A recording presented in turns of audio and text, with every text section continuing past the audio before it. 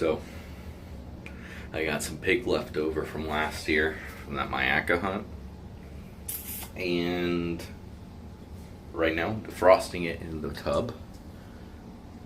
There's just a bunch of pig meat floating around in there. That is pretty hot water, so hopefully that'll defrost within the next couple of hours. That's the hope. And go over that a little bit. And I know I did a video on how to cook it before, but I'm going to try something different, so hopefully this one turns out just as good as last time. Alright, so it's that time to defrost. There's got to be a little hole in there because there's some blood leaking out of the bag, or it might just, I don't know. Anyway, there's some bristle and crap on it that I got to clean off.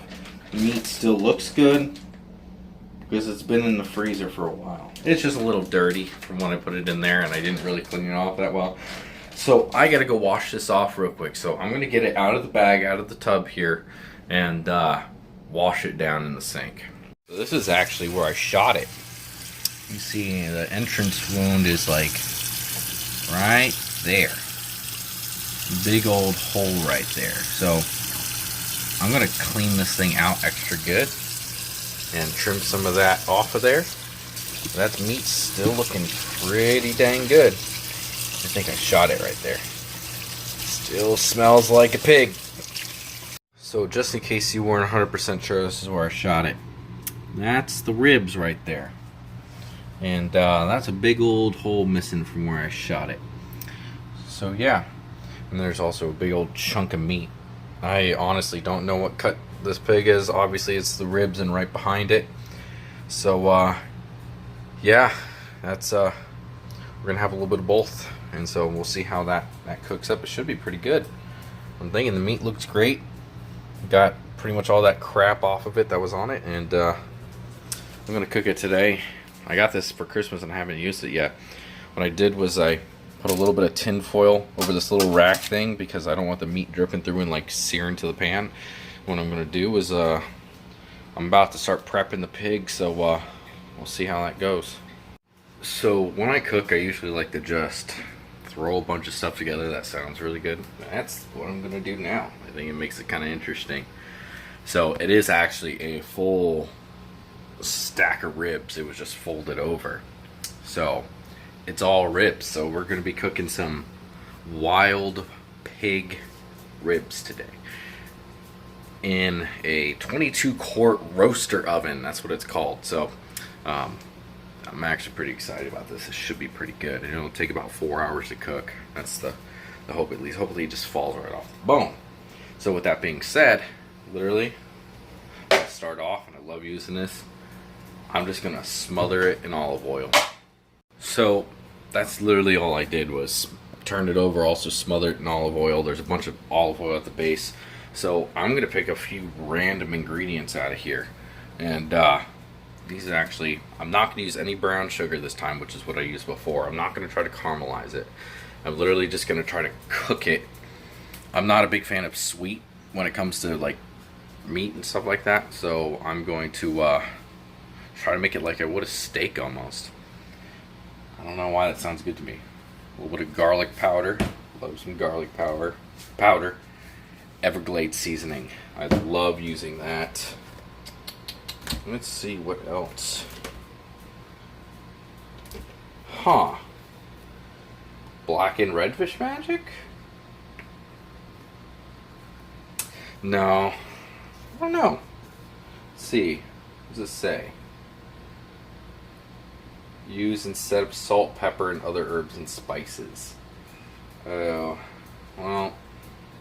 No, I'm not going to use that one because I want to use other stuff. Let's see. Pumpkin spice, no. No. Nutmeg. Allspice, no, I don't need that. Ginger, nope. Put a little bit of seasoned salt on there. Actually, all this stuff is up here. So I'm going to put a little seasoned salt on this. This is just one side of it that I'm doing at the moment. Alright, cover that in seasoned salt. I'm gonna do some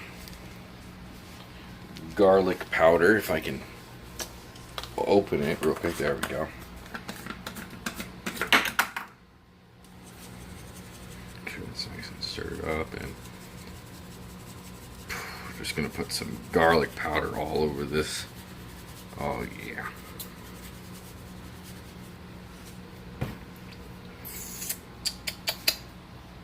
Put some of this Everglades seasoning on it. Just cover that with Everglades seasoning. Love Everglades seasoning. Alright. Almost making like a dry rub. I'm going to put regular pepper on it.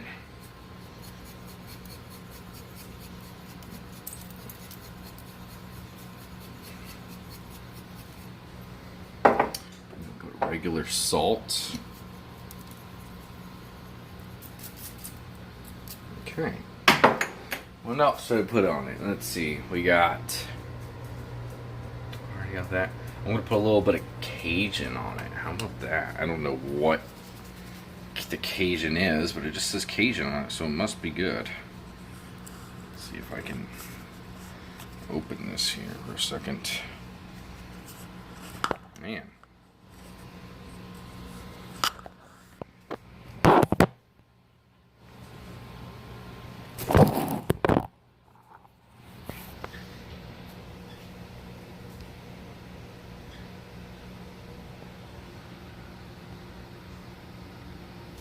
Alright. Oh man, that was a little too much. I accidentally put a little too much. So, man. Let's see if I have anything in the fridge that would be any good.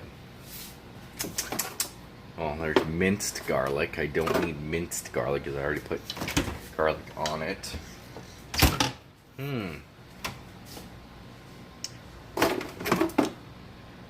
Lemon squeeze? No. Nope, nothing in the fridge. So, I'm gonna rub that in actually. So, I'm literally just gonna kind of just mix it up with my hand here. Get all up in that. There we go. That's in there. I'm gonna flip it over. Alright. So there's that. And I'm gonna do the same thing on this side. Alright, so that's all said and done. Now what I'm going to do is I am going to put it at 325 right there with the top on it. Now you can see I covered it all nice and good with the spices, and it's got a little layer of olive oil on the bottom, so it's kind of like all the juices and stuff to come back up through it. So like that. And I'm gonna set the timer on the oven for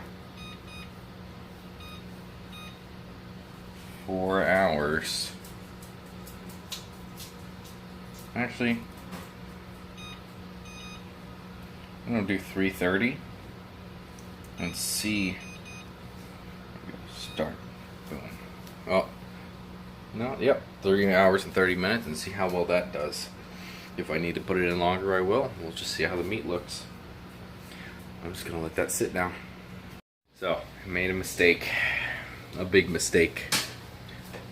And that mistake just happened to be that I ate it and forgot to show you the after picture.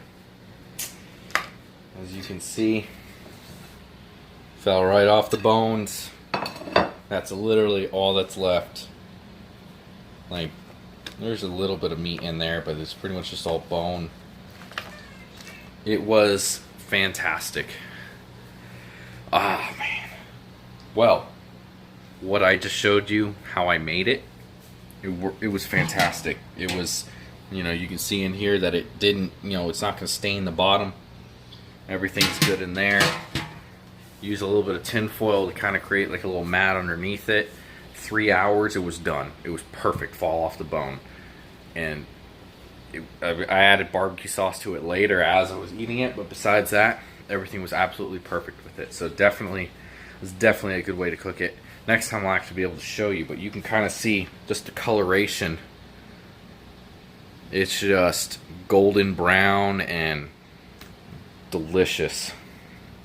So, I mean, you can kind of, there's a piece of meat right there. Perfect. Absolutely perfect. So that's a great way to cook wild hog ribs. And that was a sow.